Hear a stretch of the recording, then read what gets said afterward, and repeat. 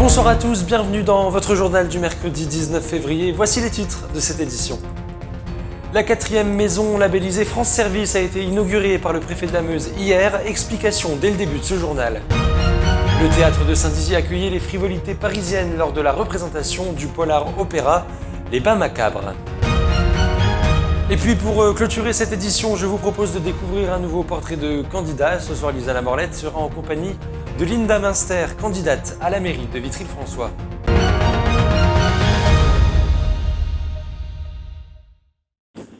Voilà pour les titres de cette édition. Tout d'abord, commençons avec cette mobilisation ce matin.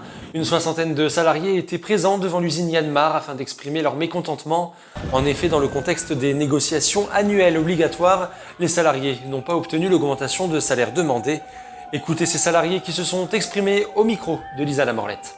Donc aujourd'hui, c'était la 3e réunion de négociation salariale. Les ouvriers ont demandé une augmentation de salaire général assez conséquente, dans le sens où on voulait 120 € d'augmentation individuelle pour tout le monde, générale pour tout le monde, pardon. La direction nous a proposé 45 € et 1% au mérite. Donc aujourd'hui, les négociations sont bloquées, en sachant que les propositions de la direction, ça représentait environ 63 € possibles en salaire brut, à condition d'avoir toutes les augmentations, l'individuelle et la générale. En parallèle, ils ont fait des propositions pour le collège cadre, qui sont supérieures à l'année passée. Donc ce qui représente pour les cadres une augmentation de 45 € générale, et avec la possibilité d'aller jusqu'à, en moyenne, 104 €. Donc le manque d'équité fait que les ouvriers ont voulu sortir. Ils trouvent cette situation inadmissible, on va dire. Le problème, la direction est arc-boutée sur son 45 € d'augmentation générale. Nous, on redemande à ouvrir des négociations pour discuter de ces 45 €. Alors, on vient d'apprendre par un communiqué qui vient de sortir, qui proposait une prime Macron de 500 €. On n'en était pas là quand on a quitté la table des négociations. Donc là, ils proposent 500 € de prime Macron. Mais les salariés, les ouvriers, eux, ce qu'ils veulent, c'est de l'augmentation du brut. Mobilisation toujours. Demain, les grévistes seront présents une nouvelle fois devant l'hôtel de ville. Mais cette fois-ci, les manifestants seront déguisés en espérant réunir familles et enfants lors de ce rassemblement. Écoutez le secrétaire général de la CGT de Saint-Dizier. Donc c'est une manifestation qui sera déguisée, puisque cette fois-ci, on va faire comme notre gouvernement, on va avancer déguisé. Voilà sur le fond, et en même temps c'est une manifestation qui est un petit peu plus tôt pour que les enfants puissent venir, pour les familles, puisque cette réforme-là va aussi détruire les familles, puisque les grands-parents pourront plus garder les enfants, ils auront une vie beaucoup plus précaire, puisqu'on va réduire les pensions de retraite. Donc tout ça, le gouvernement nous le cache dans sa réforme, tous les points négatifs. Voilà, il nous les cache. Par contre, il nous parle de justice alors que cette réforme est particulièrement injuste, puisqu'elle instaure une retraite qui sera en fonction de la richesse qu'on a tout au long de la vie, et qui n'est plus donc une redistribution comme on avait avant. Donc avec cette retraite, on va pérenniser dans le temps les inégalités, au lieu de créer de la justice comme ils nous le disent, puis d'expliquer petit à petit à chaque manifestation. On est sur un thème en particulier de cette réforme. Donc là, c'est la destruction des familles, c'est la façon du gouvernement de se cacher. Donc en fait c'est aussi ça, parce que cette bataille elle se fait dans le temps. La réforme elle peut passer même dans la loi, mais après ça voudra dire qu'elle s'appliquera, et ça voudra dire que le combat continuera pour tous les citoyens, personnellement et seuls. Dans l'actualité de ce journal également, je vous l'annonçais en titre, 4 maisons labellisées France Service ont vu le jour dans le département de la Meuse. L'objectif de ces maisons est de permettre aux citoyens de bénéficier d'une aide pour les services de proximité. Des explications signées Julien Carré. Le département meusien compte désormais 4 maisons France Service. Elles sont situées à Étain, Ligny-en-Barroise, Tenay et Gourdrecourt-le-Château, qui a récemment été inaugurée par le préfet de la Meuse. Ce dispositif permet aux usagers d'effectuer des démarches administratives pour les questions du quotidien liées à la santé, la famille, la retraite ou encore l'emploi. L'idée, c'est vraiment d'aller au-devant de nos concitoyens, ceux qui ont des difficultés d'ordre administratif, de pouvoir les aider et de leur amener le service public qui parfois est difficile à atteindre quand on est loin ou quand on est dans une zone rurale. Et donc l'idée, c'est vraiment ça aujourd'hui. Ici, à Gondrecourt-le-Château, la maison France Service est implantée au sein du bureau de poste de la commune. Le bureau de poste de Gondrecourt, depuis le 1er janvier 2016, accueillait déjà une maison de service d'accueil du public. C'était la première en Lorraine à l'époque. Et donc, cette MSAP a été transformée en France Service, sans doute du fait effectivement de l'isolement de la commune de Gondrecourt, petite commune de 1000 habitants, avec de nombreuses petites communes à plus de 30 km de la sous-préfecture, 1 heure de la préfecture.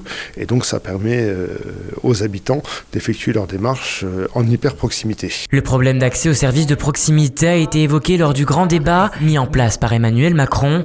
C'est pourquoi, face à la demande des citoyens, le préfet de la Meuse s'engage à offrir un service de proximité de qualité. L'objectif pour le département de la Meuse, c'est une vingtaine de structures France Service. Peut-être qu'on en aura plus parce qu'on est en train de travailler avec les porteurs de projets qui sont en général les collectivités, mais aussi la Poste comme ici. L'idée, c'est vraiment de mailler complètement le territoire pour qu'on ait personne qui soit à plus de 30 minutes d'un service. Pour pouvoir renseigner au mieux les usagers, le personnel de la Poste a dû suivre quelques formations. Donc j'ai été formée le premier jour où je suis arrivée. J'ai été formée directement à Nancy, à l'école de la Poste directement. Et après on a suivi une formation aux impôts. Et après c'est à peu près tous les mois on a une journée de formation pour pouvoir mieux savoir sur le sujet et mieux renseigner les gens. Outre l'implantation de ces maisons France Service, Alexandre Rochat, le préfet de la Meuse, va également mettre en place un camion caravane qui permettra de proposer les mêmes services aux personnes ne pouvant être véhiculées. Dans un bref instant, nous prendrons la route de Vitry-le-François. Vous retrouverez Lisa Lamorlette en compagnie de Linda Münster, candidate à la mairie de Vitry-le-François, et vous découvrirez les grandes lignes de son projet. Mais juste avant, revenons à Saint-Dizier, puisque ce samedi, les spectateurs présents au théâtre Bragard ont pu plonger au cœur d'une cité balnéaire grâce à ce polar-opéra Les Bains Macabres. Notre journaliste Julien Carré a rencontré le metteur en scène Florent Sio afin d'en savoir davantage.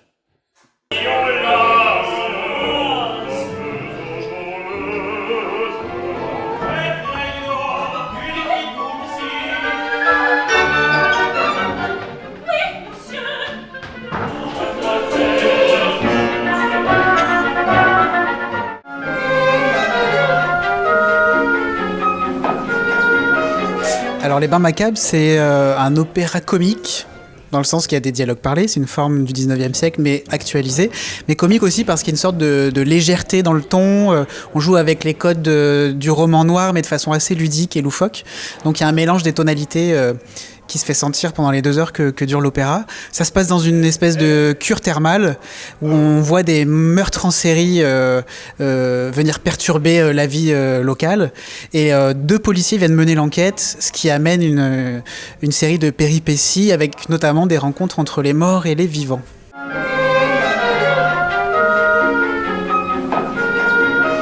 Ça fait 2 ans qu'on travaille sur le projet pour imaginer le décor, les costumes et tout ça. La composition de la partition aussi, qui est une création, une cocommande des frivolités qui vont être dans la fosse et du Théâtre Impérial de Compiègne. Et pour les répétitions, on a commencé en fait début décembre à Paris. On a répété beaucoup ensemble, d'abord dans un petit studio, puis ensuite on est rentré dans le décor à Compiègne, au Théâtre Impérial, et tout a pris une autre dimension. Donc un processus à la fois long et court.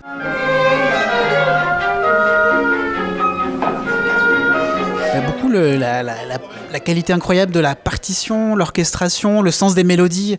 Dans l'opéra contemporain, c'est pas toujours fréquent qu'on puisse retenir toutes les mélodies. Et là, tout d'un coup, on sort du théâtre, on les retient toutes dans notre tête. Il y a un petit côté Broadway par moment.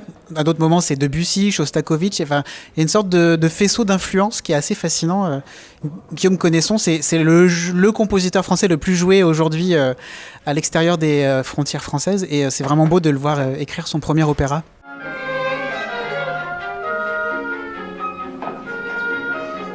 Alors c'est vrai que le livret fait des références à un monde ancien, un peu désuet, une vieille thalasso, et des références cinématographiques, même encore plus ancienne. Et nous, on a voulu créer un contraste avec une scénographie plus contemporaine dans ses formes, plus onirique, avec des transparences, de la fumée. En fait, on voulait amener le spectateur dans un monde de vapeur et d'inquiétante étrangeté. La touche contemporaine vient apporter une sorte de rêverie, de distance qui nous permet aussi de parler aux spectateurs d'aujourd'hui et pas seulement d'être dans les codes anciens.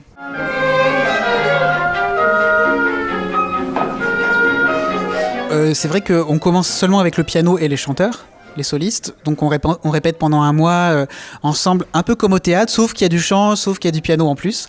Et après, dans la dernière ligne droite, c'est l'orchestre qui nous rejoint, c'est le chœur qui nous rejoint aussi. Et là, tout d'un coup, tout prend des proportions beaucoup plus grandes que ce qu'on avait eu en salle de répétition. Le décor est imposant, le chœur vient apporter sa masse sonore et l'orchestre, 35 musiciens quand même, vient apporter toute sa couleur, enfin ses couleurs. Non, c'est vrai qu'à l'opéra, il faut beaucoup travailler à l'avance, il faut avoir défini tous les tableaux. Donc moi, j'arrive avec une idée assez claire en répétition, j'ai dessiné aussi mes croquis. Et puis après, évidemment, il y a des choses qui évoluent parce qu'on n'est pas non plus bloqué dans une image, mais c'est un dialogue entre quelque chose qui est prévu d'avance et aussi l'instantanéité de ce qui surgit en répétition.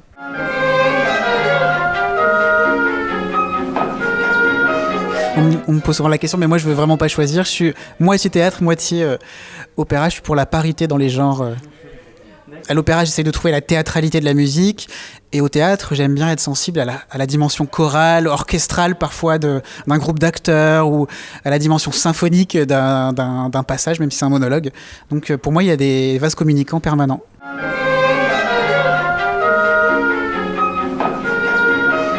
Alors je dirais qu'il y a une dimension poétique, il y a une dimension ludique, il y a une dimension étrange. On essaye de jouer sur tous les tableaux en même temps, ce qui crée quelque chose d'assez contrasté et étonnant pour le spectateur.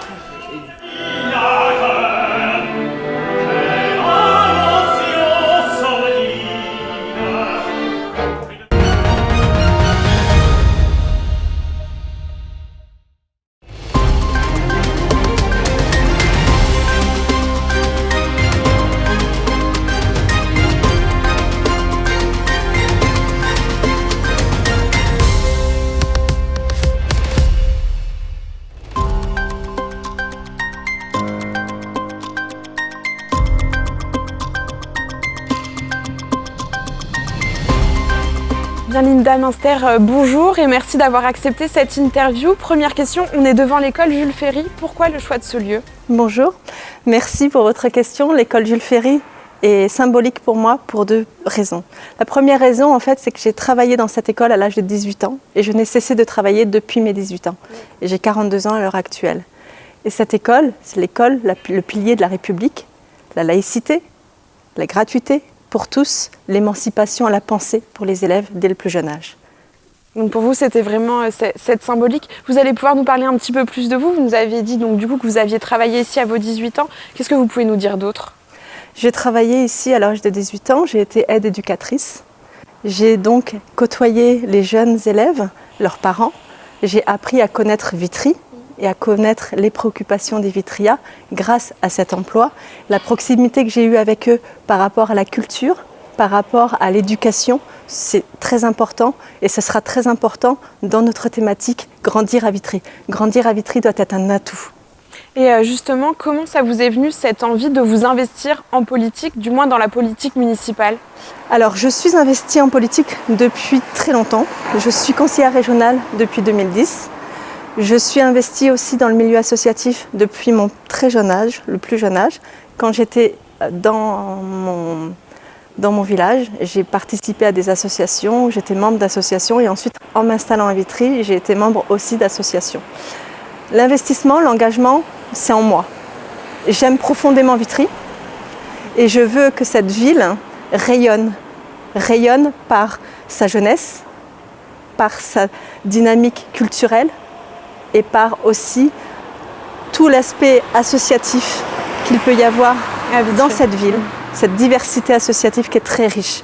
On a beaucoup de bénévoles à Vitry, de bénévolat, et c'est important pour nous.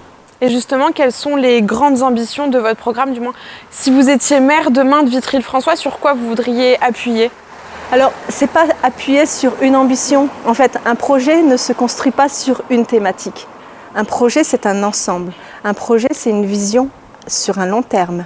Donc un projet, on ne peut pas parler d'une thématique en général parce qu'en fait, toutes les thématiques sont transversales. Les Vitria se posent quoi comme question aujourd'hui? Comment grandir à Vitry pour leurs enfants? Comment vieillir à Vitry dans des conditions, des très bonnes conditions? Comment travailler à Vitry? Et entre-temps, comment se soigner à Vitry? Je parlerai aussi de la culture, je pourrais parler aussi du sport. Bien évidemment, c'est un ensemble de choses. Être en sécurité à Vitry. Donc les thématiques sont transversales. C'est difficile pour moi d'aborder une thématique en particulier parce qu'un projet est notre projet avec l'équipe qui m'a suivi, constituée de femmes et d'hommes qui sont engagés. Ce projet a été constitué justement et a été construit par rapport à une vision générale d'une ville et par rapport aux préoccupations des Vitrias. Et comment ça s'est passé du coup ce processus? Vous avez été recueillir l'avis des Vitrias, c'est en termes de dialogue, c'est ça? Bien sûr. Alors on est allé recueillir l'avis des Vitrias, bien sûr, par rapport à des professionnels, par rapport à des personnes qui sont membres d'associations, par rapport à des personnes qui sont dans mon équipe. Nous nous sommes réunis depuis le mois de septembre. Nous avons construit ce programme depuis le mois de septembre. Donc on aura des propositions très concrètes qui ne seront pas dans la démagogie ni dans le mensonge, qui seront réalisables, un programme fort, ambitieux pour un territoire et qui aura une réponse pour toutes et tous les Vitrias. Et justement, pour les Vitrias, j'ai une question particulière qui vous a été posée. Elle a été posée par Steven qui demande « À quand une offre culturelle digne de ce nom à Vitry-le-François » Qu'est-ce que vous répondez, vous? Alors l'offre culturelle, j'ai envie de vous dire, le projet culturel qui va sortir très bientôt, est un projet auquel je tiens personnellement et mon équipe également. La culture, ça sera une culture pour toutes et tous. Alors ce ne sont pas que des mots derrière ces phrases. Réellement, la culture doit être dès le plus jeune âge, inculquée aux jeunes dès le plus jeune âge.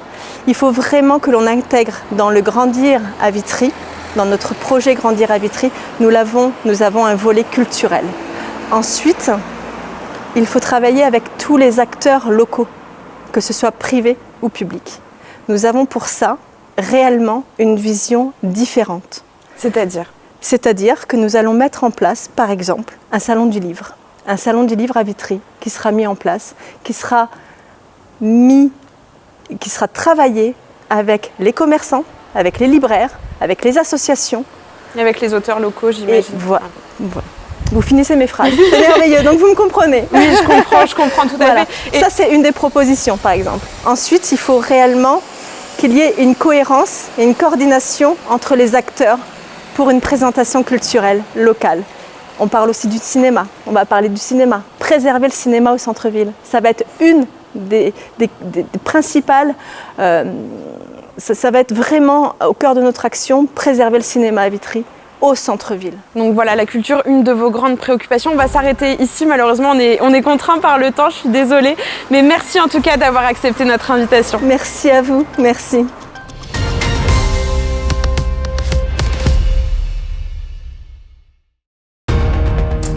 Voilà donc pour ce portrait, il sera bien sûr à retrouver sur notre site internet dans quelques instants, puissancetelevision.fr et sur notre application mobile.